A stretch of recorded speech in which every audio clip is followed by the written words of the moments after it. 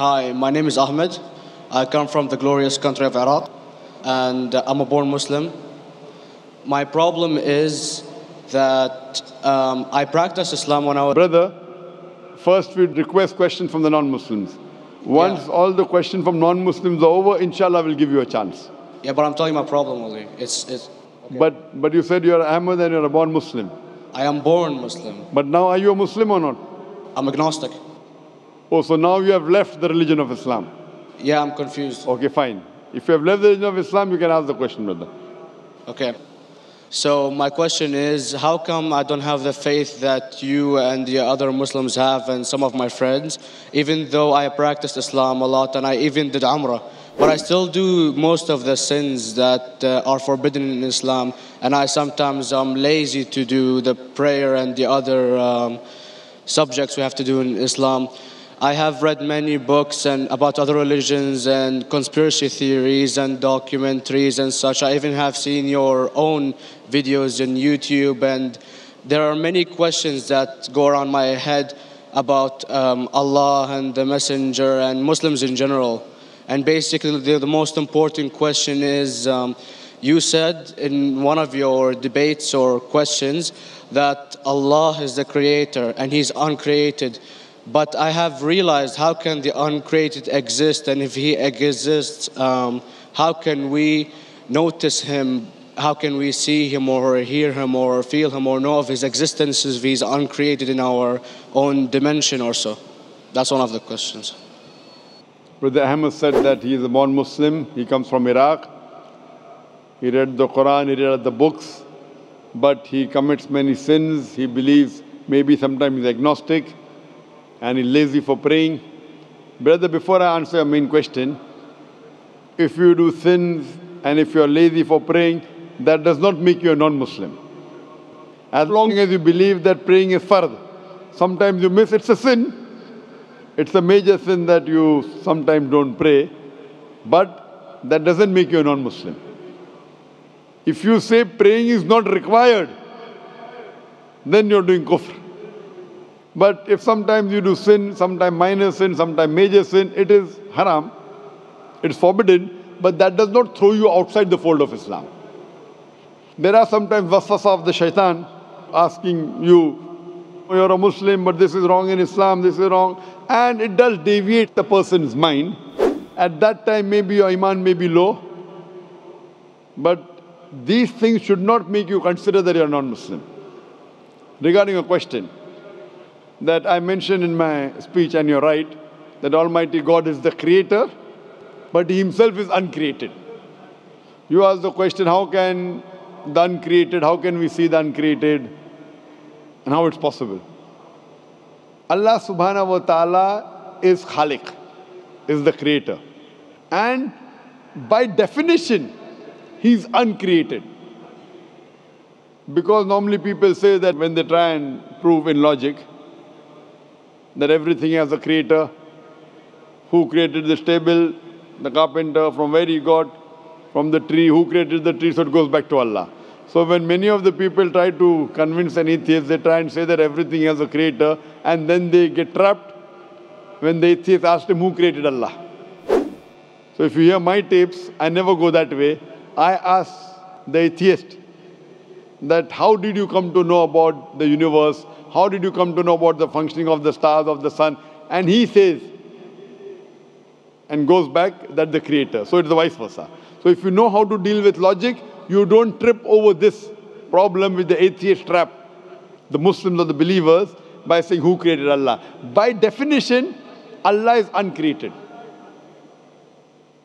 And if you ask the question, who created Allah? If you have heard my tapes, I give the reply. That suppose a person comes and says that my brother John. Yeah, I know, I saw that, I heard that's funny, but I mean, how does He exist if He's uncreated? Not that is Allah. Yeah. That's the difference between you and Allah. How does He exist means He was existing.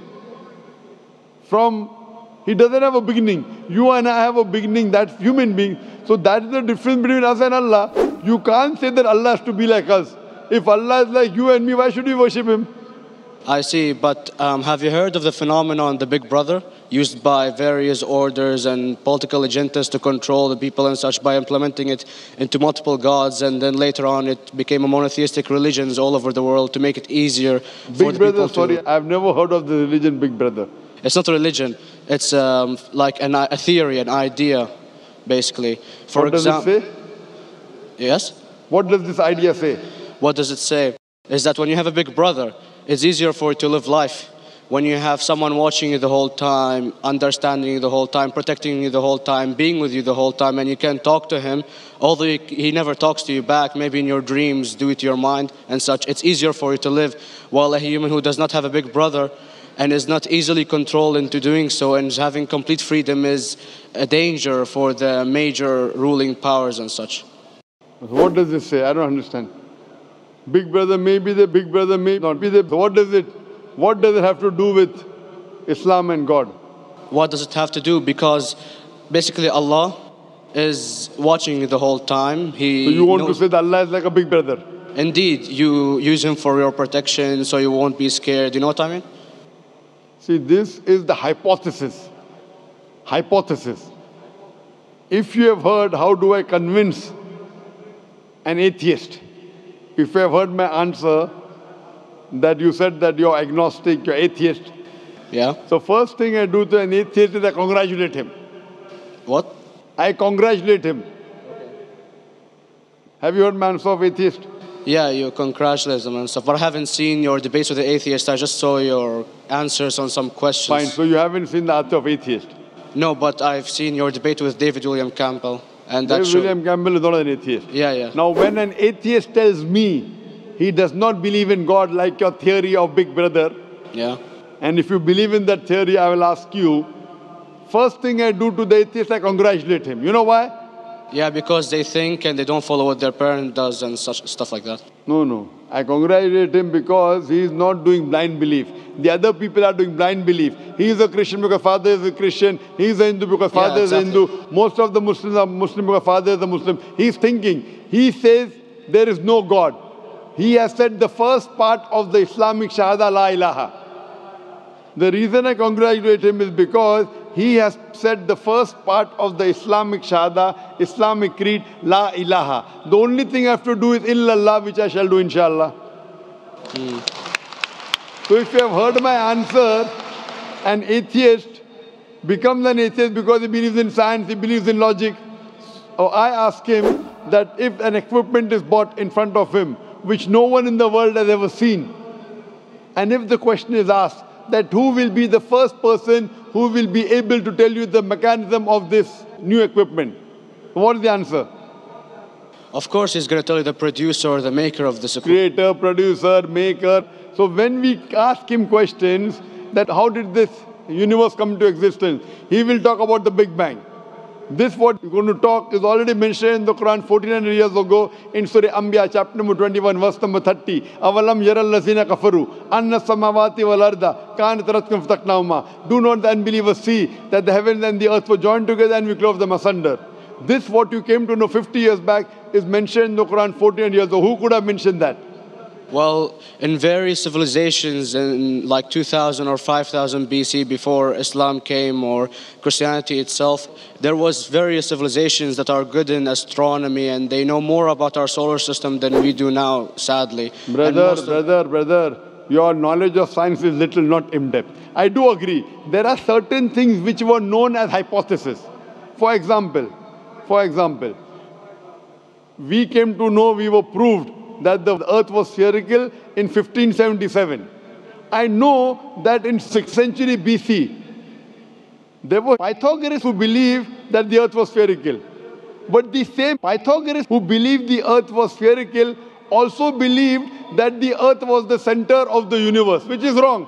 You show me one civilization which believes 100% what the Quran has mentioned. I challenge you. What you say, so do you mean to say there was a person who said, okay, this civilization, out of 100 things, these 2 things are right. Out of 100 things, these 5 things are right. Out of this 100, and picked and chose. Who can do that? No one besides the Creator. Even if you know that there were 10 different civilizations, hundreds of civilizations, there is not a single civilization that you know in the past which knew 100% of science what we know today. So where is your logic? Where is your theory? I do know that certain things were hypotheses which were proved later on. But there is not a single civilization which knows everything what is mentioned in the Quran. So the answer goes back to the original question, who could have collected this in the Quran? Someone 1400 years back, could he do and say, okay, out of these 100 things, these 3 are right, out of these 100 things, these 2 are right, out of this, it's not possible. Mathematically, it's not possible. Well, you never gave the idea of extraterrestrials or so. I mean, knowledge is power. And brother, I'm asking a simple question. We are not come here to have a debate. Yeah. I'm asking you a question. Point out a single civilization. You're asking something else. Yeah. We are not here to discuss. You can come in the room and discuss. You ask a question, I'm giving you the answer. You gave about old civilization. I told you you're right. But out of 100 things, 98 they were wrong. So I'm asking you, who could have mentioned this in the Quran? You're talking something else now. Yeah, well, I'm asking a simple question, 2 plus 2 equals how much? You're saying, I'm telling you 3 multiplied by 3 is how much?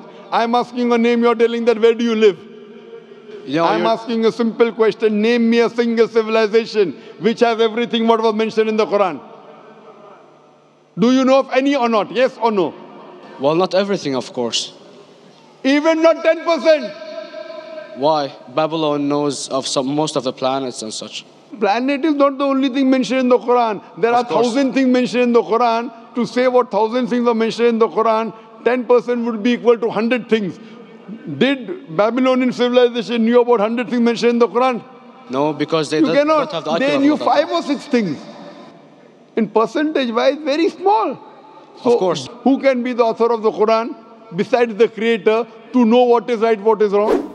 Today, science has established the hypothesis mentioned by Babylonian so many centuries back is today proven. So these were hypotheses in the past, which out of them many have been rejected, some have been accepted. So to collect all which is 100% correct has to be from the creator and no one else. Hope that answers the question.